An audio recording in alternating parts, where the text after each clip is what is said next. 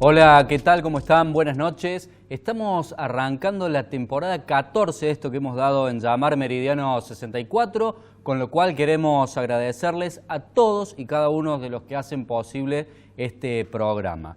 Hoy vamos a charlar de cuestiones del índole provincial, obviamente también legislativas, con Miguel Siciliano de Hacemos Unidos por Córdoba. Tenemos un montón de temas para conversar con Miguel. La ley de seguridad, ¿qué se va a hacer? Hay que saber negociar bastante bien en esta conformación de la legislatura. También vamos a aprovechar para consultarles sobre el tema salariales, los incrementos de los aportes jubilatorios, de los aportes al APROS. ¿Se podrá optar por otra obra social u otra prepaga que no sea el APROS? Todo esto se lo vamos a preguntar a Siciliano. Miguel, ¿cómo estás? Muy buenas noches y feliz cumpleaños. Gracias, Gabriel, gracias por la invitación. Bueno, te hemos molestado hoy y has venido aquí con nosotros.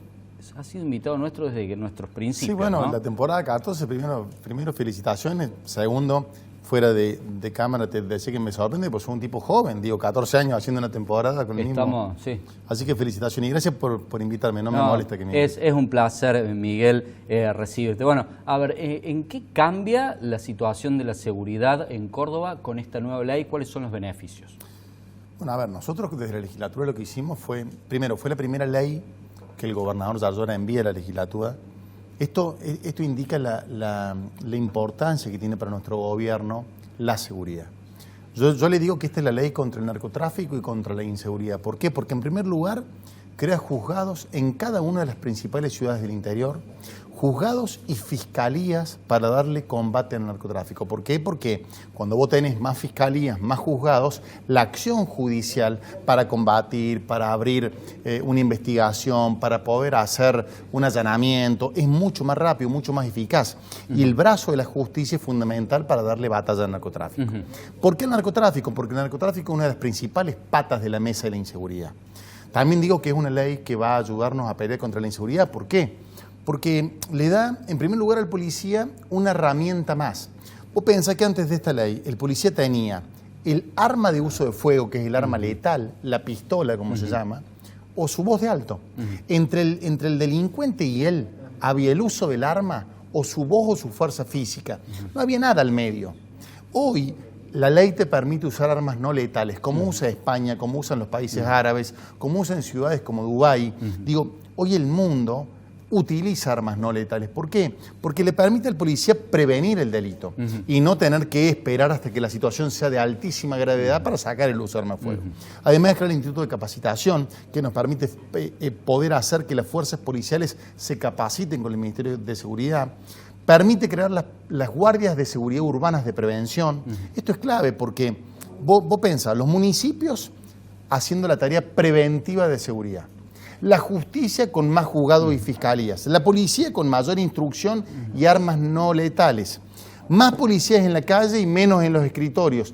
Todo esto combinado con la acción del gobierno nacional, cuidando las fronteras, con la ley de derribo, nos va a permitir atacar más de frente a la droga y a la inseguridad. Pero acá te quiero aclarar algo, Gaby. Estas son medidas para combatir la inseguridad, para combatir el hecho de inseguridad, pero no para combatir el motivo de la inseguridad.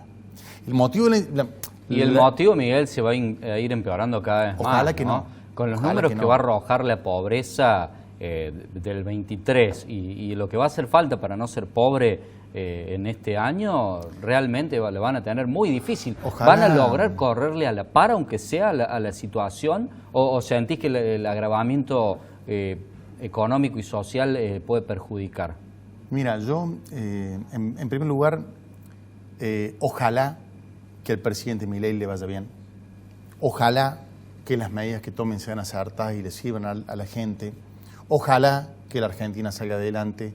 Y el presidente Milei sabe que nuestro gobierno va a encontrar un aliado con los límites obvios. Nuestros límites son Córdoba, nuestros límites son los derechos humanos, nuestros límites son las retenciones al campo, nuestros límites son la distribución federal de la riqueza, nuestros límites son que nos devuelvan el plata de la caja de jubilaciones, que son las promesas que Milei hizo en campaña. Una de las cuestiones también de la parte de la plata de la caja de jubilaciones, ya que lo traes a colación, Miguel, se les va a incrementar el aporte a los empleos públicos en salud y en jubilaciones.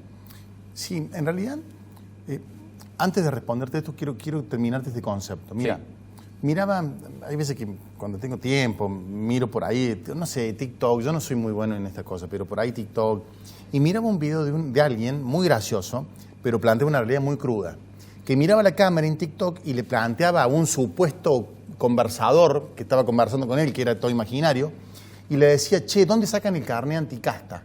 ¿Cómo? Le decía, entonces iba respondiéndose él mismo. Sí, porque dice, hoy me confundieron. Sí, me confundieron con la casta, ¿dónde saco el carnet anticasta? ¿Y por qué? Y bla, bla, bla. Y jugaba con eso y dice, ¿por qué fui a cargar nafta? Y me cobraron 800 pesos el litro. Y yo le dije que me cargó nafta. No, yo no soy casta, a mí no. Pero me confundió con la casta y me cobró 800 bancos el litro. Que me avise dónde, ¿no? Porque está barato. Entonces, 800. Bueno, cuando hizo el video, claro, valió 800.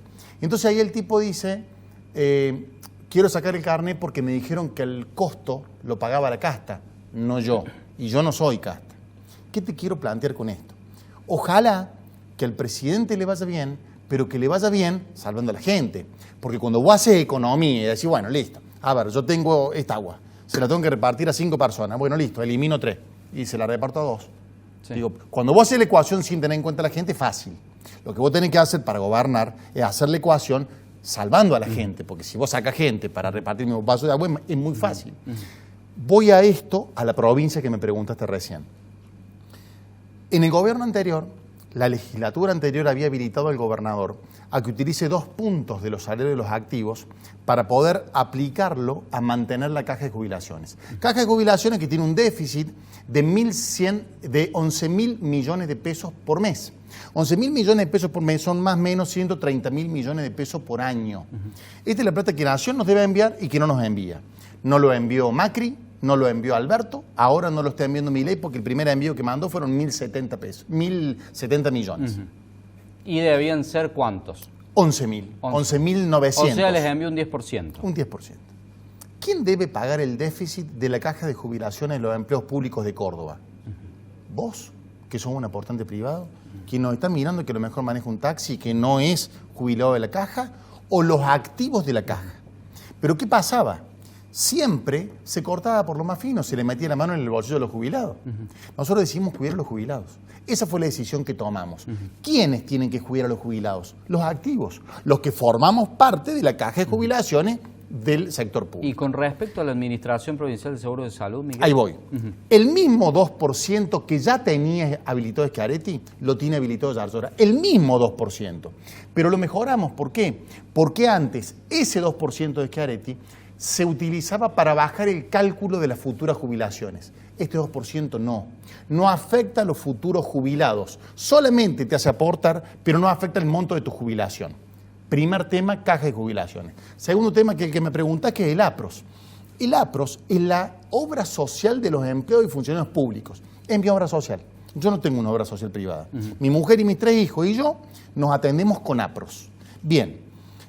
¿Sentís, Miguel, ya que estamos, un tema que ha estado bastante en discusión, que son más altos los coseguros de lo que deben ser y que muchos profesionales optan por dejar de prestar servicios en esa obra social? ¿Cuál ha sido tu experiencia ahí? No, a ver, ¿qué es lo que yo siento?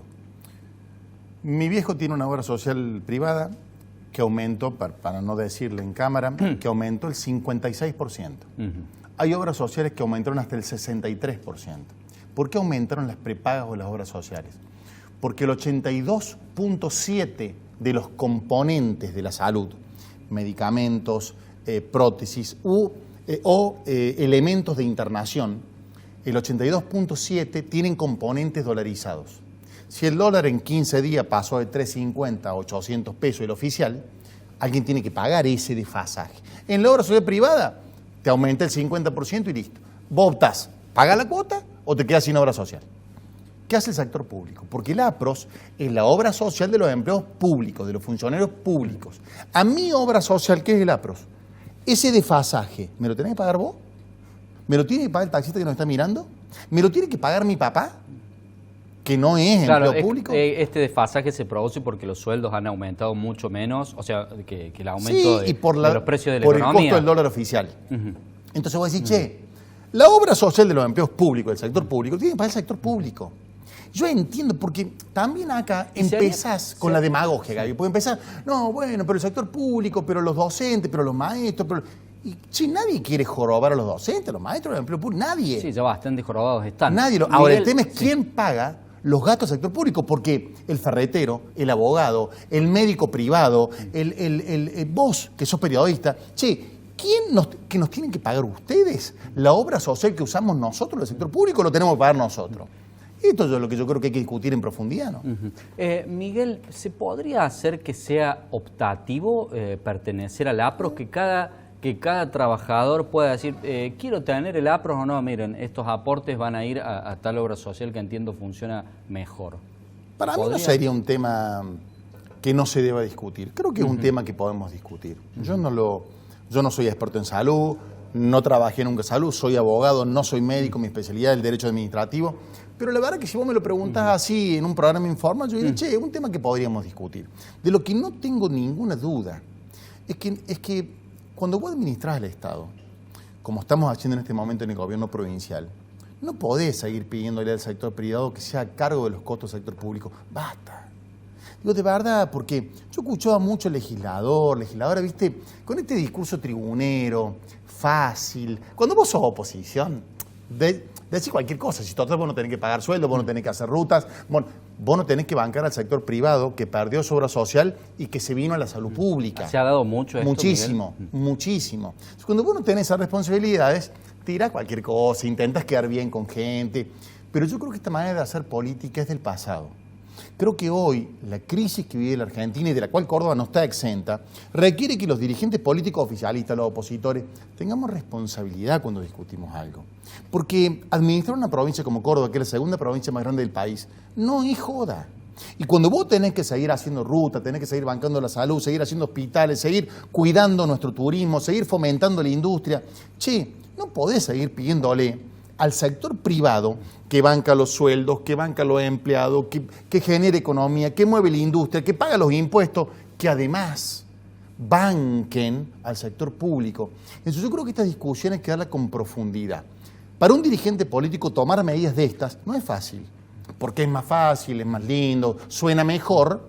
No, bueno, cuidemos a todo el mundo. Estamos en crisis.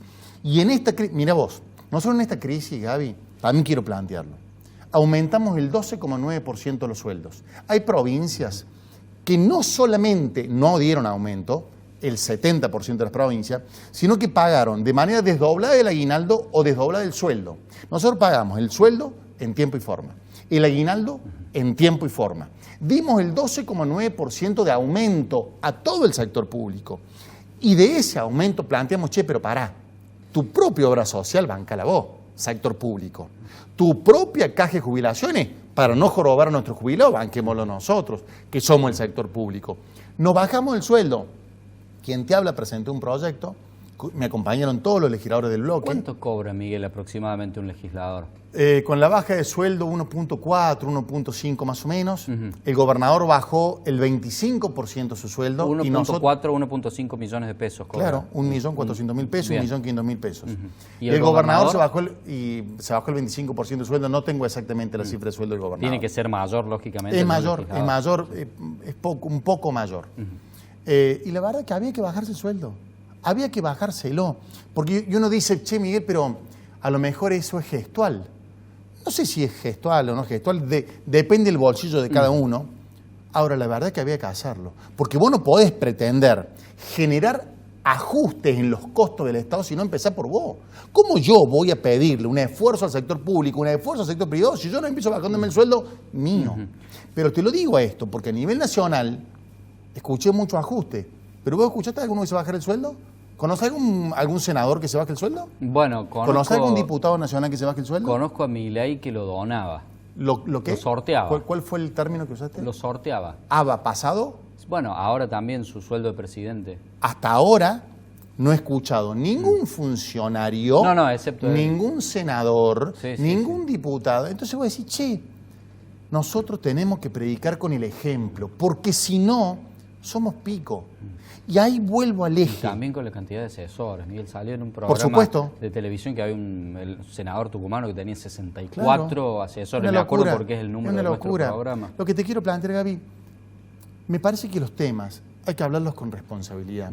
Por ahí siento que la política en estos últimos años ha caído en decir lo que conviene, en plantear las cosas de la manera que conviene, en usar demagogia para todo y no tocar los temas de fondo. Y habla de una manera cuando sos oposición, habla de una manera cuando sos oficialismo, y creo que esto es lo que llevó a que la cosa no camine.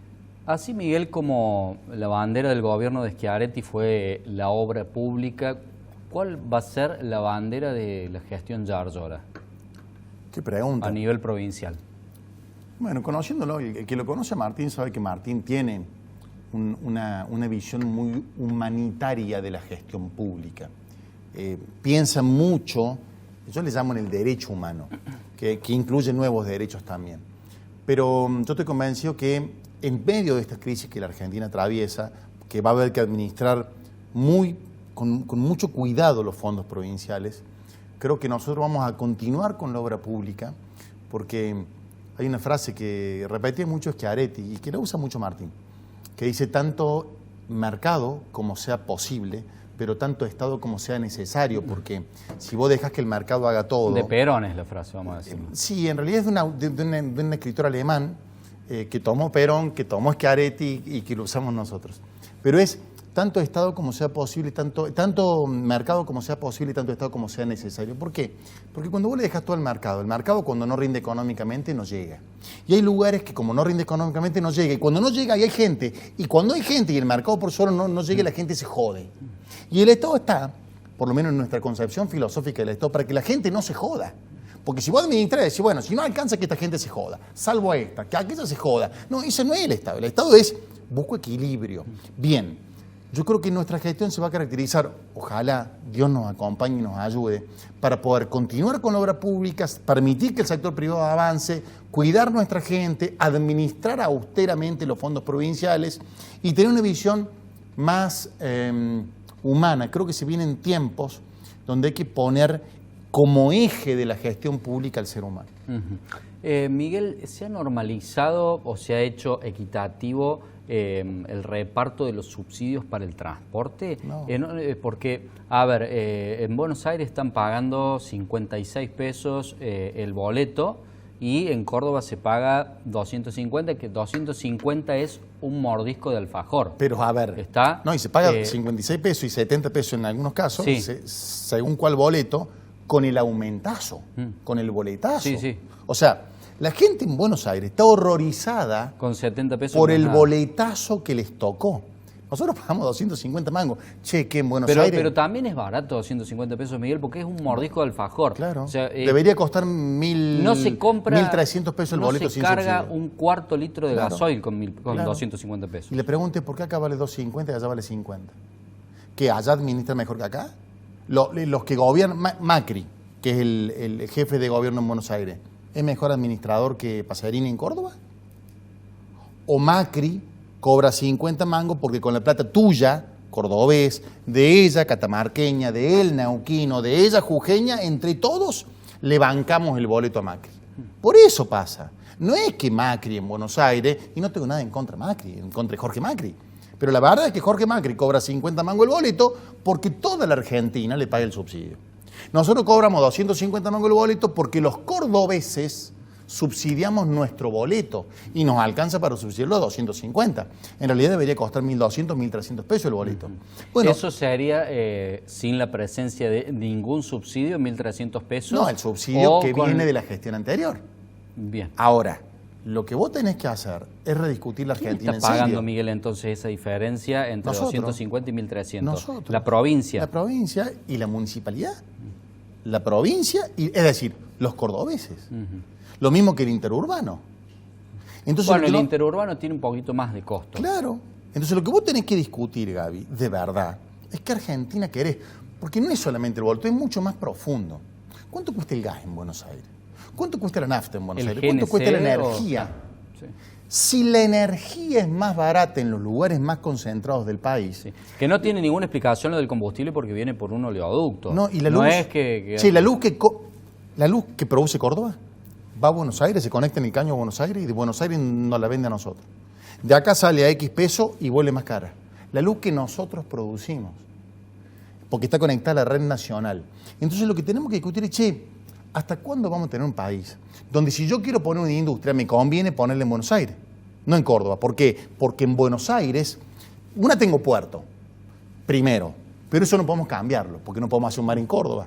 Entonces, ¿qué debería hacer el gobierno? Darle más facilidades a las provincias que están más lejos del puerto. ¿Para qué? Para que vos industrial te convenga poner una industria en Córdoba, aunque tengan que pagar flete para sacarlo del puerto. Mirá lo que pasa en Argentina. No solamente no le das potencia a las provincias que no tienen puerto, sino que las provincias como Buenos Aires, que tiene puerto, tiene la energía más barata, el gas más barato, el combustible más barato. Entonces, vos explícame cómo haces para generar un sector industrial en una provincia como Córdoba, si a los empresarios no les conviene. Entonces ahí tenés que apelar a los incentivos fiscales que los gobernadores generan para erradicar industria. Sí, pero son incentivos fiscales que le siguen quitando fondos a las provincias. Entonces siempre las provincias del interior, desde que se fundó la Argentina, porque esta es la famosa discusión de unitario y federal en la Argentina.